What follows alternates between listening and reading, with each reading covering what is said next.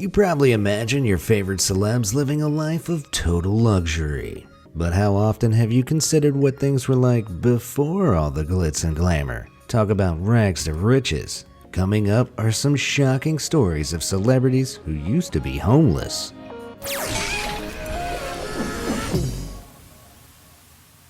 Natasha Lyonne. Before Natasha Lyonne charmed us as the fiery-tempered, flame-haired felon Nikki Nichols from the Netflix smash hit Orange is the New Black, her life was nothing short of turbulent. Lyonne has been an actress since the mid-1980s, when she first appeared in shows like Heartburn and Pee-wee's Playhouse. However, she was expelled from her private Jewish high school for selling pot and started to feel like an outcast. In 2001, Lyonne was arrested for a DUI in Miami Beach and was put on probation for 6 months, as well as receiving a license suspension and a $1,000 fine. In the early 2000s, she acted in some cult favorites like But I'm a Cheerleader and American Pie, but she was later evicted from her apartment in December 2004 after several complaints about her partying lifestyle. Soon after, Lyonne found herself on the streets, and after missing another court appearance, a warrant was issued and she had to turn herself in. Her life took another unfortunate turn in 2005 when she suffered major health complications, including hepatitis C, a heart infection, and a collapsed lung, as well as undergoing treatment for drug addiction. Thankfully, she was able to grow from this harrowing experience and turned her life around. She even landed her own Netflix show, Russian Doll, in 2019. James Cameron. James Cameron is the genius mind behind some of the biggest movies in recent history, including Titanic and Avatar. But as an aspiring filmmaker, he often found himself living hand-to-mouth while patiently awaiting his big break. Back in 1981, his only claim to fame was directing the low-budget horror flick Piranha 2: The Spawning, and he wound up living out of his car while working on various screenplays. It was during these miserable times that Cameron had a nightmare about an evil cyborg, which later became the inspiration for the first Terminator movie. When his agent at the time told Cameron that he didn't like the idea, he fired him, despite still being homeless, and ended up selling the rights to the film to producer Gail Ann Hurd for $1. It seems crazy, but Cameron had one condition: that he'd be given a shot in the director's chair. Thankfully, things worked out for the best and the movie really took off, grossing $78.3 million worldwide on a reported shoestring $6.4 million budget, and quickly turning into one of the most successful Hollywood franchises of all time. Sometimes big risks really do pay off. Chris Pratt. You probably know him for his starring role in the Jurassic World movies, or maybe even his 7-season stint in the NBC sitcom Parks and Recreation, but A-list actor Chris Pratt has one of the wildest transformation backstories in Hollywood. Born in Minnesota but raised in Washington, Pratt started taking community college acting classes after graduating from high school in 1997. But he dropped out after less than a semester. Pratt tried saving money by working as a discount ticket salesman and even an amateur stripper.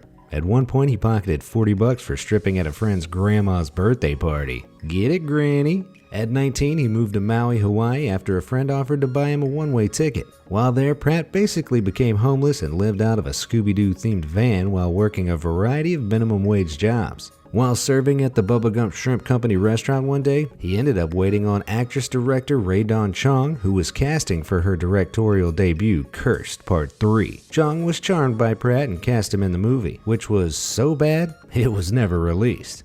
But it got Pratt to LA. After waiting tables for a few years, he landed his first breakout role on the WB show Everwood in 2002 and hasn't looked back since. Jennifer Lopez.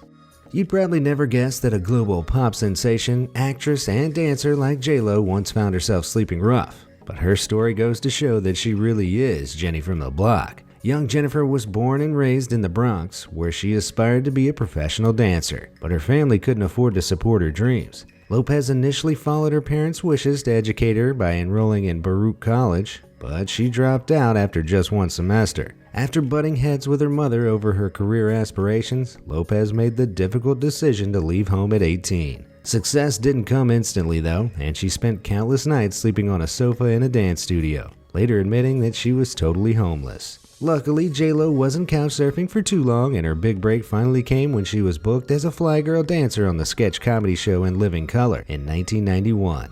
That year, she also moved to LA, where her career really took off. Although she admitted she hated her new lifestyle at first, she said her upbringing in the Bronx helped her to be strong. Nowadays, she's not ashamed to talk about her past and hopes that her inspirational story will show her children that no dream is too big. Rocky Lockridge. Nowadays, you might recognize him as an internet meme, but former professional boxer Rick "Rocky" Lockridge was once hailed for handing Roger Mayweather his first defeat in an iconic first-round knockout back in 1984, just 98 seconds in. The fight earned him the WBA and Lineal Super Featherweight titles, and he later won the IBF Super Featherweight title. But trouble was on the horizon. Lockridge lost a string of important fights in the late 1980s, which put him out of the ring for 2.5 years. And an ill-fated comeback in 1992, age 33, only furthered his reputation as a has-been. Lockridge moved back to Camden, London, a year later, where he fell into substance abuse, became homeless, and suffered a stroke which caused him to walk with a cane. Estranged from his former friends and family, he reportedly lived on food stamps and the $140 he received from the government, as well as pocket change from begging. Although he slept in shelters, he struggled to stick to the 7 p.m. curfew times and eventually resigned to a mosquito-infested abandoned row house. Unfortunately for Lockridge, his story didn't have a happy ending and he died in February 2019, age 60. But his reputation as a 2-time boxing world champion lives on. Steve Jobs. The legendary tech tycoon and Apple CEO may have been worth over $10 billion before his passing in 2011. But Steve Jobs was down and out during his college years. As a child, Jobs' biological mother put him up for adoption with the stipulation that his adoptive parents send him to college. In 1972, Paul and Clara Jobs enrolled young Steve at Reed College in Portland, Oregon. But it wasn't long before he dropped out with dreams to pursue his entrepreneurial goals. Unemployed and with barely any qualifications, Jobs basically became homeless. In a 2005 commencement address at Stanford University, he confessed, "I didn't have a dorm room, so I slept on the floor in a friend's room." At one point, he resorted to returning Coke bottles for 5-cent deposit rewards to buy food with, and he would walk 7 miles across town every Sunday night to get one good meal a week at the Hare Krishna temple. Just a few years later, in 1975, Jobs started Apple out of his parents' garage when he was 20 years old, and within 10 years, he was at the forefront of a company that was worth $2 billion. Never give up on your dreams, kids. Jim Carrey. Considering his reputation as one of the funniest guys in Hollywood, Jim Carrey had a pretty tough start in life. Growing up, he described his father as an artist who was forced to work a regular job to support his family because his mother was mentally unfit for work. When Carrey was 12 years old, things took a turn for the worst when his father lost his job and the family no longer had any income. With nowhere else to go, they were forced to live in a VW camper van parked in different places around Canada. Something which Carrey later described as a traumatic kick in the guts. Later, the family pitched up a tent in his older sister's lawn and parked the camper on the driveway. Although these were incredibly hard times, Carrey has also remarked that it was during this period that he developed his own unique and slightly twisted sense of humor. After living through these years without knowing where life would take him, Carrey eventually got his big break when a string of stand-up gigs led him to being cast as one of the stars of In Living Color in 1990. And the rest is history. Steve Harvey.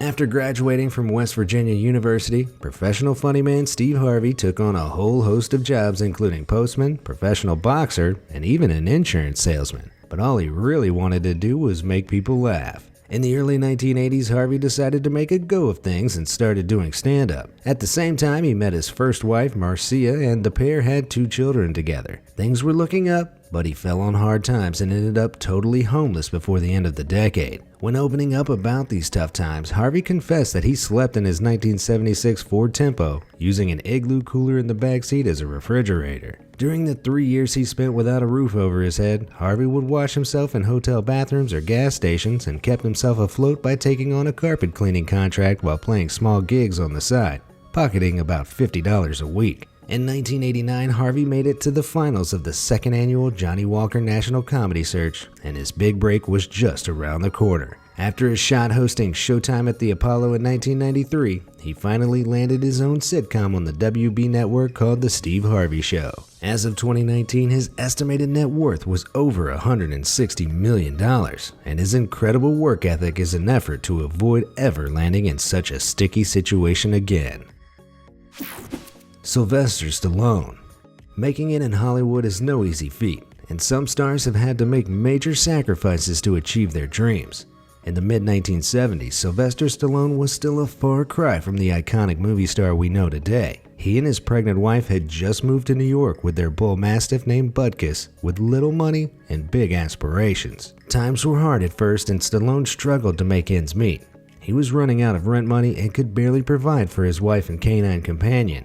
6 months before his big lucky break with his big screen debut Rocky in 1976, money got so tight that Stallone was forced to sell his beloved pet for some extra cash. The story goes that the struggling actor sold Butkus for $50 to a random dude named Little Jimmy who he met outside a liquor store. After hitting rock bottom, Stallone's luck changed when he received a hefty offer for the screenplay for Rocky, which he allegedly wrote in 3.5 days, and he secured himself a spot as the leading role. But one thing was missing. Stallone wanted Butkus to star in the movie too. After tracking down Little Jimmy, Stallone bought his dog back for $3,000 and the pair went on to appear side by side. Ed Sheeran. He may be one of the biggest pop stars on the planet, but Ed Sheeran's beginnings are humbler than you'd imagine. Sheeran did his fair share of busking as a teen, but after leaving Suffolk for London to study music in 2008, he ran out of rent money and fell on hard times. In his 2014 biography, A Visual Journey, Sheeran revealed that he was actually homeless for 2.5 years before he got his big break. He wrote, "There was an ark outside Buckingham Palace that was a heating duct, and I spent a couple of nights there. I didn't have anywhere to live for much of 2008 and the whole of 2009 and 2010, but somehow I made it work." Sheeran would play small gigs whenever he could and would even wait for the underground to open at 5 a.m. to catch up on sleep on Circle Line trains. Being involved in social drinking culture allowed him to make enough friends around the city to couch surf until he could get back on his feet. His song Homeless refers to this hard period in his life with the lyrics, "It's not a homeless night for me, I'm just a home less than I'd like to be." Fast forward to 2012 and the then 23-year-old singer found himself back at Buckingham Palace, this time to play in front of thousands at the Queen's Diamond Jubilee concert. Which of these incredible rags to riches stories did you find the most inspirational? Let me know in the comments below, and thanks for watching.